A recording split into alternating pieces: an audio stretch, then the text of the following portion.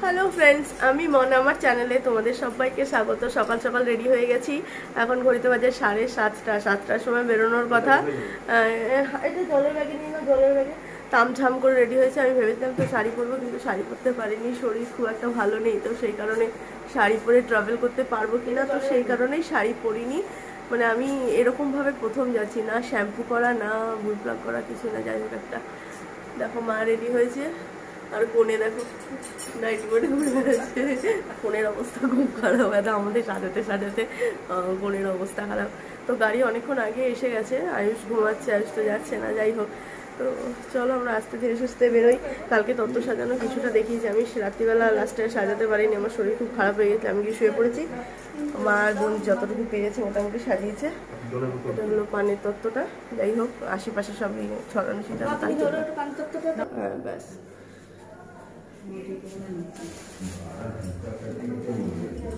বাবা কি বলছে, ভুতা খাইতে খাইতে দেখো আমি হাতে পানের তত্ত্বটা নিয়েছি। উপরে এটা কালারফুল এনেছে, প্লেন থাকলে হয়তো বোঝা যাবে, যেহেতু প্রিন্টেড, তো সেই কারণেই অতটা ভালো বোঝা যাচ্ছে না। তো আমরা এখান থেকে আগে অন্ধকার হয়ে গেছে, গাড়িতে যাব চৌহাটি, ওখান থেকে মিষ্টি নেব, তারপরে আমরা যাবো। ওমা, মিষ্টির বিলটা কি আমার কাছে? হ্যাঁ, আমার পয়সা ব্যাগটা ঢুকিয়েছিলাম না মা, আমি আমারটাই করেছি। মম আসছি, হ্যাঁ দিভাই আসছি, দেখে রেখো একটু ওদের। একা অধিজিতি মাস্ক পরেছে, আমরা কেউ এখনো মাস্ক পরিনি, গাড়িতে যাবো বলে আর মাস্ক পরিনি। আর সত্যি কথা বলতে মাস্ক পরে আমি জানি না নিঃশ্বাসটা কতটা নিতে পারবো। এক এক করে যাচ্ছি, বাবা সবার পিছনে, সামনে মা আর ওদিকে আমি মিডিল পয়েন্টে। চলো যাই আগে। আমাদের গাড়ি ছেড়েছে, আমি পিছনে একাই বসেছি, কারণ এমনি জ্বরের জন্য ভালো লাগছে না কারোর সঙ্গে গেজাগেজি করে বসতে। আর মাঝখানে মা বাবা, সামনে অতিজিৎ, আমার পাশে আরেকজনের বসার সিট ছিল, কিন্তু এখানে সব তত্ত্ব, পানের তত্ত্ব, মিষ্টি ফিষ্টি যা আছে সব যাবে। অবস্থাটা খুব একটা ভালো না, রীতিমতো আমি অবস্থাটা খুব একটা ভালো না আমার, রীতিমতো জেদ করেই যাচ্ছি। মা না করেছিল আমাকে যে তুই যাস না, অন্য কেউ চলে যাবে, বাট আমার মিস করতে চাইছিলাম না। মানে একদম এপিসোড 1 থেকে স্টার্ট করবো আমি, কেন এপিসোড 1-এই মানে যদি গ্যাপ দিয়ে দিই তাহলে বাকি আর এপিসোডগুলোতে কি হবে।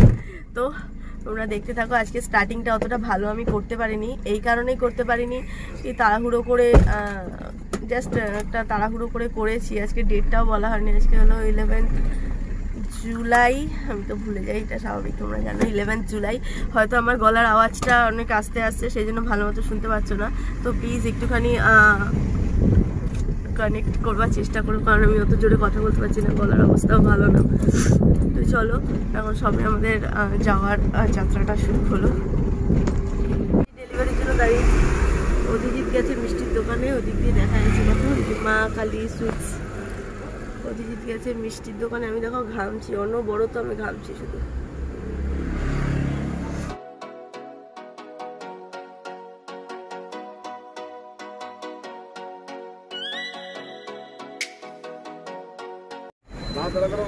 মিষ্টি নিয়ে আসা হয়েছে, দেখো এই সাইডের নিচে একটা মিষ্টি রয়েছে, এখানে রয়েছে, আর বাকি দই মিষ্টি কিছুটা পায়ের কাছে ওখানে একটা রয়েছে, আর একটা হাড়ির সামনের দিকে রয়েছে। তো চলো, এবার আর কোথাও দাঁড়ানো নেই, সোজা গো টু রানাঘাট।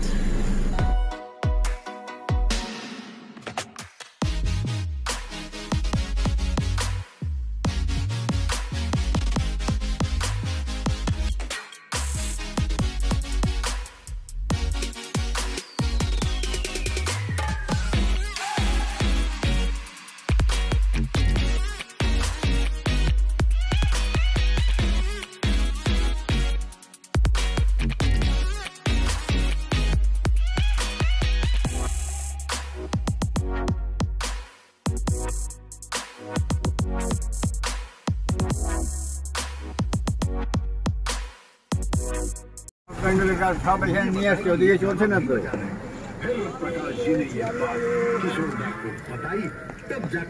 আমরা এখন মেবি মাঝ রাস্তায়, আমি ঠিক জানি না জায়গার নাম। তো সেখানে দাঁড়িয়ে আমরা এখন চা বিস্কুট খাচ্ছি। আমার অবস্থা দেখে চুলমুল ঘেটে এক। গাড়ি চললে এত ঠান্ডা লাগছে, এই ওড়নাটা কোনোরকম কানে পেঁচিয়ে রেখেছি, রিস্ক নিতে চাইছে না। আর গাড়ি যখন বন্ধ হয়ে যাচ্ছে, মানে মিনস কোথাও যখন দাঁড়িয়ে আছে, তখন অসহ্য গরম লাগছে। আমি তখন ঘেমে চান করে গেছি। তার মাঝখানে একবার উল্টে আমি ঘুমের ঘরে মিষ্টির মধ্যে পড়েও গেছি, যদিও বা মিষ্টির কিছু হয়নি। এখন চা খাওয়া হচ্ছে, বিস্কুট খাওয়া হচ্ছে। এই দেখো মা, অন্ধকার লাগে। আমাদের চাটা খাওয়া হয়ে গেছে, আবার আমরা বেরিয়েছি, মানে স্টার্ট করেছি জার্নি। আমি এদিকে না ওড়নাটা নিয়ে রেখেছি, কিছু করার নেই, নাহলে কান ফান একদম ভরে যাবে, যে পরিমাণ হাওয়া দিচ্ছে। তাও কাঁচটা পুরোটা তুলে রেখেছি। এখন যে যতটা বেলা বাড়ছে, গলার সাউন্ডটা একটু একটু বাড়ছে। বেলা খুব খারাপ অবস্থা ছিল।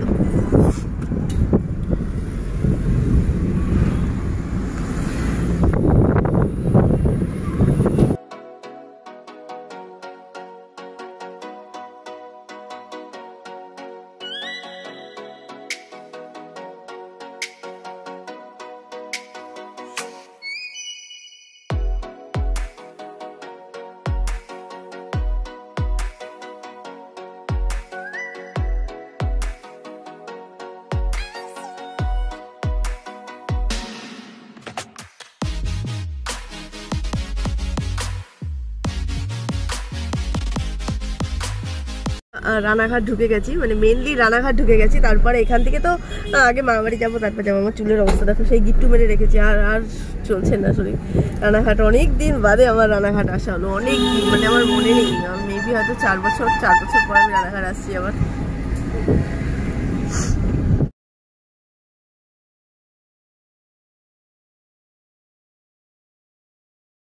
মামা বাড়ি যাওয়ার জন্য নেমে গেছি। এখান থেকে মামার বাড়ি যাব, মামা বাড়িতে দিদার সঙ্গে দেখা করব, তারপরে আমরা সুজয়দের বাড়ি যাব। এখানে রাস্তাটা সরু, তো সেই জন্য ঢোকা যায় না বেশি লোক, মানে বড় গাড়ি ঢোকে না। আমি জানি না মাস্কের ভেতর দিয়ে কতটা শোনা যাচ্ছে।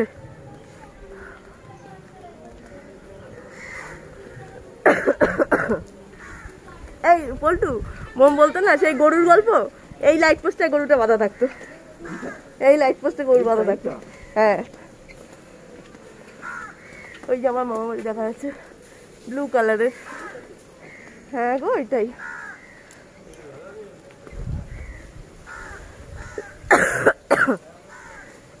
গরমের মধ্যে কোনো রকম হেঁটে কেটে যাচ্ছি।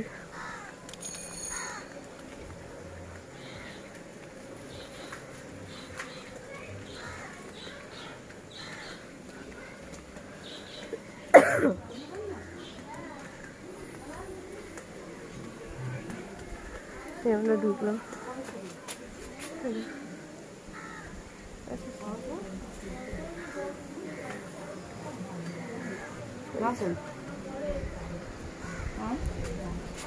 আচ্ছা, এখানে রান্নাঘর, এখন রান্না করছো ওখানটায়? আছো, ছেলে আনিনি, এত দূরের রাস্তা। আমরা এখন ঢুকছি। বাবা কই? বাবাকে দাদা দাও, তুমি তোমার কাজ করো। কি গো,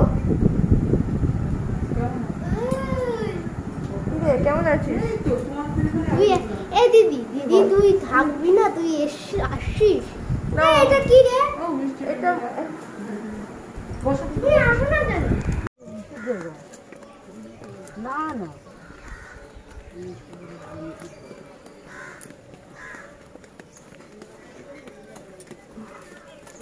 এখন আমরা যাচ্ছি রাকেশ দুয়ারি। এখান থেকে মিনিট 2 সময় লাগে রাকেশ দুয়ারি যেতে।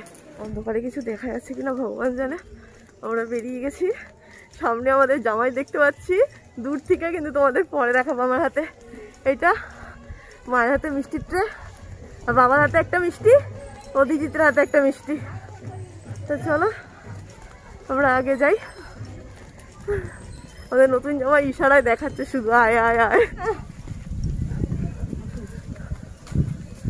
দূর থেকেই দেখছি সব দাঁড়িয়ে আছে।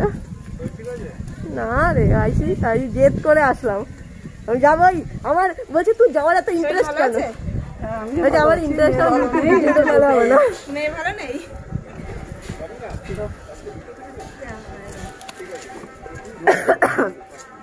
চলো এই পানটা কোথায় রাখবো?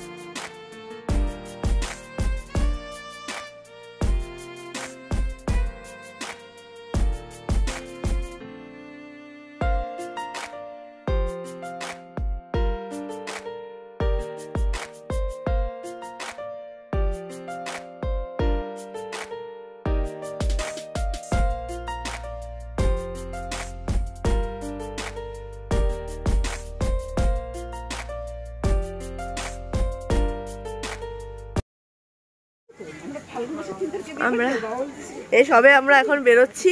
আমার দশা দেখেছো তো, জামা কাপড় কিছু নেই, যা একটা ঘরে পড়ার জন্য নিয়েছিলাম সেইটাই রয়েছে। এটা হলো রাকেশের শাশুড়ি, আমার বোনের শাশুড়ি মা, আর পিছনে ননদ। দেখিনি, এটা হলো বোনের ননদ, আর এটা হলো ননদের মেয়ে, আর এটা হলো এই শাশুড়ি মা। কাকে দেখাবো চলো না, তুমি দেখতে পারবে এটা। টাটা। কি রোদ, তারপর আবার চুমা চাবি খাবো।